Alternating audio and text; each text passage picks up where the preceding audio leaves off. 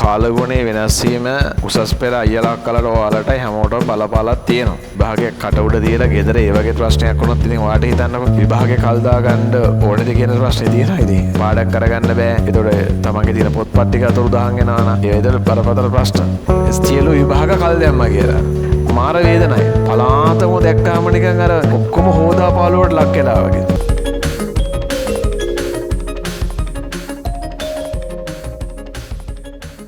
හරි. එතන ළමයි මේ දැන් ඔය කාලගුණේ වෙනස් වීම උසස් පෙළ අයියලා අක්කලාට ඔයාලටයි හැමෝටම බලපාලක් තියෙනවා. නැත්තේ නෑ. හරිද? දැන් සමහර ප්‍රදේශවල නායේ ගිහිල්ලා ගම් වතුර ප්‍රශ්නක් තියෙනවා.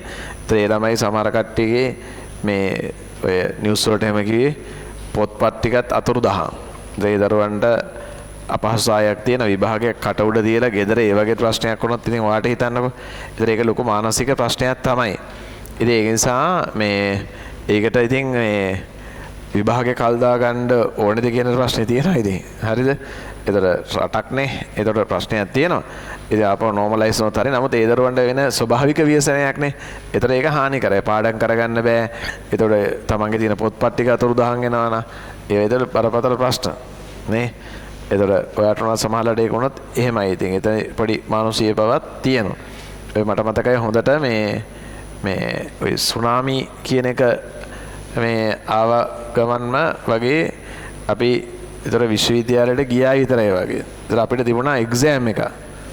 හරිද? ඒතකොට එක්සෑම් එක තියෙනකොට මේ කොහොම හරි මේ පහවදාට ඊළඟ දවසේ එක්සෑම් එක තිබෙද අපි කැම්පස් එකේ පාඩම් කර ඉන්නවා. පාඩම් කර ඉන්නකොට එකපාරටම නිවුස් වලට කිව්වා මේ සුනාමි කියන නම පස්සේ වගේ නාවේ මුහුද ගොඩ ගලලා මෙන්න මෙහෙම ලොකු ප්‍රශ්නයක්. ඒතකොට කැම්පස් එකෙන් එකපාරටම එලවුන්ස් කරා මේ සියලු විභාග කල් දැම්මා කියලා.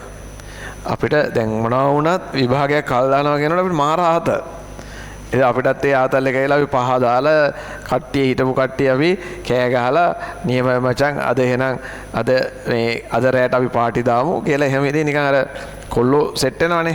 හැබැයි පිටි වෙලාවයි යන්න උනේ අපිට දැනුණා මේ අපේ එකට හිටපු යාළුවොත් කීප දෙනෙක් ඔය මුහුදු රළත් එක්ක නිවුස් එක දිගටම එන්න ගත්තානේ මෙන්න මෙහෙම මේ කතා අපිට අත්දැකීම තිබුණ නැති ගන්න. ඊට පස්සේ හැබැයි විශ්වවිද්‍යාලයේ දින නියමයක් නැතුව වහලා දැම්මා. හැබැයි සමහර අපේ හිටපු යාළුවෙක් කියන්න ඕන ගුණමොකෝ යාළුවෝ නිවාඩු දුන්න ගමන්ම බෑග් මලු පටවගෙන එයාලා ගියා ගෙවල් වලට. හැබැයි අපේ හිටිය යාළුවෝ මම ඇතුළු අපි යාළුවෝ සෙට් එකක් හිටියා අපි ගියේ නැහැ. අපි ඒ වෙලාවේ මේ විශ්වවිද්‍යාල හැම ගොඩක් විශ්වවිද්‍යාල වලින් වැඩේට බහැලා තිබුණා මේ පොලිසිය ආමි එක ඇතුළු ස්වේච්ඡා සංවිධාන. ඉතින් අපි පාසල් සුද්ධ කරන එකට තමයි අපි ගියේ. ඉතින් මට ඒ කාලේ දැන් මේ කියනකොටත් මතක් වෙනකොට නිකන් ඒකේ නිකන් හිතා ගන්න අමාරුයි. සමහරවල් අපි සුද්ධ කරගෙන මෙව කරගෙන යනකොට නිකන් මට අහුණා මේ එහෙම සුද්ධ කරනකොට අත් අහු වෙනවා. හිටපු ගන්න. ඒක බොඩි එක ඇතුලේ. හරිද? ඒ කියන්නේ ඒක අපිට කන්නත් බෑ. හරි මාර ඉතින් ගඳයි. ඉතින් ඒක කුණු වෙලා නම් මනන් වෙලානේ. ඉතින් එහෙම කාලයක් තිබුණා. ඉතින් මට ඒ එක්ස්පීරියන්ස් එක එකෙන් පස්සේ තිබුණා. ඉතින් මම කිව්වේ මේ A level විභාගය සමහරට මේ වගේ මේ රට ඇතුලේ මේ තියෙන වර්ෂාව ප්‍රශ්නයක් නේ. ඉතින් අරක දරුණු තත්ත්වයක් වුණා ඒක. ඒ කාලේ මං හිතන්නේ මේ විභාගයේ O level විභාගයේත් ඒතර ඉවර වෙලා තිබුණේ දෙසැම්බර් මුල නිසා. නත්තල් කිට්ටුව පදරම් වෙලානේ. ඒ නිසා මේ විශ්වවිද්‍යාල විභාග කල් ගියාකම පොඩි අපිට සතුටක් වුණාට පස්සේ අපිට මාර දුකක් ආවේ. අපිට එකට හිටපු අපේ යාළුවොත් බැච් එකේ කීප දෙනෙක් ඒකට අහු වෙලා තිබුණා. නේද? ඉතින් ඒක හරීම මම හිතනවා ඔයාලට ඒක එක්ස්පීරියන්ස් එක නෑ. ඒක කියන්න තේරෙන්නේ මාර වේදනයි. පලාතම දැක්කාම නිකන් අර ඔක්කොම හොදා පාළුවට ලක් වෙලා වගේ. සමහර බිල්ඩින් පිටින් ඉස්කෝල පිටින් විනාශ වෙලා තිබුණා. නේද? ඒක දරුණු තත්ත්වයක් ඉතින්. ඔය හික්කඩුව පැත්තෙන් එම ඇතුළට ගොඩාක් කඩාගෙන ඇවිල්ලා තිබ්බ ට්‍රේන් එකක් පෙරලෙන්න තරම් හිතන්නකො. නේද? ඒතර මම හිතන්නේ 1000 ගාණක් නැති වුණා. හැබැයි ඒ අතර හිටියා තව නරියොත් හිටියා ඉතින්නේ. ගිහිල්ලා ඉවරලා මේ අර මිනිස්සුන්ගේ මේ කෙලින්ම දැන් මේ කරේ තිබ්බේව එහෙම රත්තරන් අනම්මනම් ඒක මෙහෙම ඇදගෙන යනවා. ඒ සමහර ඒවා මේ අර ඉදිමිලානේ. ඒතර අතේ තිබුණ බේස්ලට් එකක් ගන්න බෑනේ. මෙහෙම අත කපනවා. කපලා ඉවරලා ගන්නවා. ඇඟිලි කපලා ඉවරලා මුද්ද ගන්නවා. ඒ වගේ තිරසනුත් හිටියා.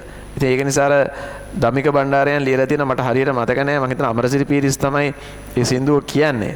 අර රුදුරු රළ පෙළ ඇවිල්ලා අර කියන්නේ ඉන්න ඕනේ මිනිස්සු තියලා ගැලපෙන්නේ නැති මිනිස්සු අයින් කරාදෝ කියලා වෙලා එහෙම කියන්නේ අර දැන් හොරු කියන උන් ඉන්න ඕනේ නැහනේ. උන් ඉතුරු වෙලා ඇයි අර හොඳ මිනිස්සු ටික ගියේ වගේ. හරි ලස්සන සින්දුවක් තියෙනවා. මට මතක නැහැ ඒකේ පද ගැලපෙන්නේ.